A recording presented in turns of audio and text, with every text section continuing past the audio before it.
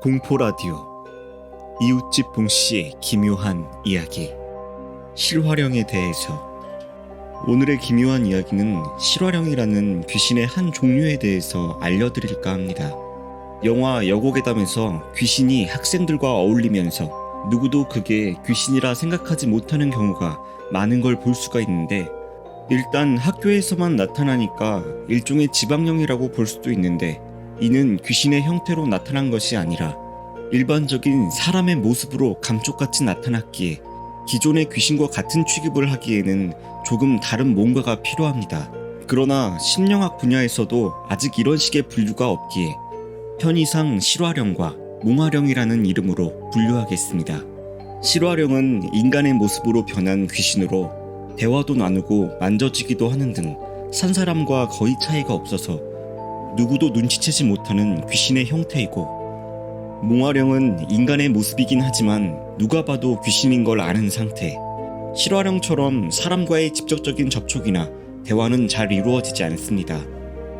보통 괴담들 속에 나타나는 일반적인 귀신들이 거의 몽화령이라고 볼 수 있죠. 역사적으로 볼 때 실화령은 몽화령보다 이야기의 빈도수가 상당히 적습니다. 아마도 사람들이 귀신인지 아닌지 구별을 못했기에 그냥 모르고 지나친 경우가 많았을 것으로 생각됩니다. 이런 생각을 뒷받침해주는 재미있는 설화들이 몇 가지 있는데 다음과 같습니다. 중국의 옛날 이야기로 매운 음식으로 유명한 사천성에 일명 귀향이라고 불리우는 저잣거리가 있었다고 합니다. 이곳은 원칙적으로 낮에는 인간이 물건을 사고 팔고 귀신은 밤에만 출입하겠다는 원칙이 있었는데, 일부 귀신들은 인간 속에 섞여서 낮에도 물건을 사러 왔다고 합니다. 이는 사람들과 직접 접촉하는 귀신이기에 실화령이라 볼 수 있습니다. 하지만 문제는 귀신이 준 돈이 다음날 아침 나뭇잎 같은 것으로 변한다는 것입니다. 이런 일이 점점 심해지자 장사꾼들은 도력이 높은 수행자에게서 한 가지 묘책을 받았는데, 그것은 미리 물이 담긴 통을 준비해서 건네받은 돈을 그 속에 넣으라는 것이었다. 그렇게 하면 인간의 돈은 가라앉지만 귀신의 돈은 물 위에 뜬다는 것이었다. 이렇게 해서 귀신인지 사람인지를 가려냈다고 합니다. 그리고 중국의 수신기에 보면 삼국지에서 유비의 측근으로 나왔던 미축도 젊은 시절 실화령을 만난 적이 있다고 적혀 있다. 볼일을 보고 마차를 타고 집에 가던 미축은 길가에서 아름다운 여인을 태우게 되는데, 나중에 알고 보니 옥황상제의 명을 받고 미축의 집을 불태우러 가는 신선이었다고 합니다. 하지만 미축이 친절한 사람이란 것을 안 그 신선은 미축 보고 먼저 가서 식구와 재산을 밖으로 대피하라 알려주고 나중에 도착하여 집만 불질렀다고 합니다. 우리나라에서도 실화령에 대한 얘기는 간간히 전해지고 있는데, 조선시대 세조의 총애를 듬뿍 받던 신숙주는 평생 동안 청해동자라는 실화령이 졸졸 따라다니면서 기륭을 판단해 주었다고 하는데, 훗날 임종 때 자신이 죽으면 본인의 제사만 지내지 말고 청해동자의 제사도 함께 지내라고 유언을 남기기도 했다.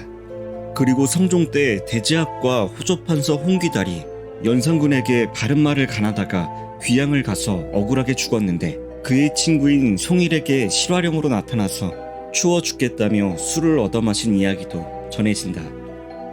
그리고 실화령 얘기 중에서 가장 유명한 것은 아마도 수양대군 세조에 의해서 죽임을 당한 단종이 아닐까 한다.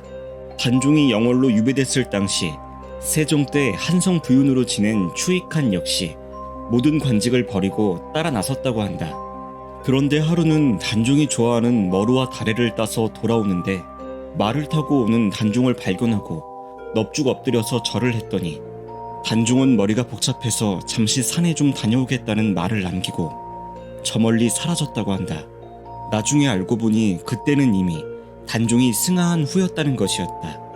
현재도 강원도 영월의 매봉산에 가보면 단종을 기리는 영모전이라는 사당이 하나 있는데, 이 이야기를 바탕으로 그린 운보 김기창 화백의 그림이 걸려있다. 현재에도 우리 주변에서 사람인지 귀신인지 구별이 안 돼서 나중에 놀랐다는 얘기들이 꽤 전해져 오고 있다. 대학생들이 섬에 MT를 갔다가 다시 돌아와서 인원수를 체크하니 한 명이 모자라는데, 단체 사진에는 처음 보는 여자의 얼굴이 찍혀있는 그런 현상들 말이다. 이런 현상들은 학교나 군대, 여행지 등에서 자주 목격되는데 공포영화나 소설에서 빈번히 소재들로 많이 쓰이고 있죠. 오늘은 실화령이란 무엇인지 그리고 그와 관련된 몇 가지 이야기를 들려드렸습니다.